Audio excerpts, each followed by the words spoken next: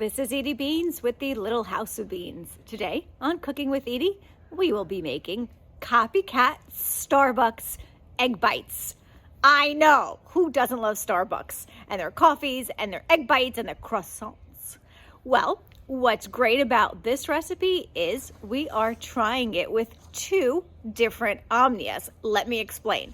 So the first cook will be with our Omnia muffin silicone pan. The second Omnia cook, we will be using the cupcake silicone cupcake forms, which you can get anywhere. So the basis for these copycat Starbucks egg bites is the three ingredients: eggs, cottage cheese, and cheddar cheese. The recipe and all the links to the products you see us using here will be in the description below, of course, along with the silicone cupcake / muffin doodads. Thanks, Stu.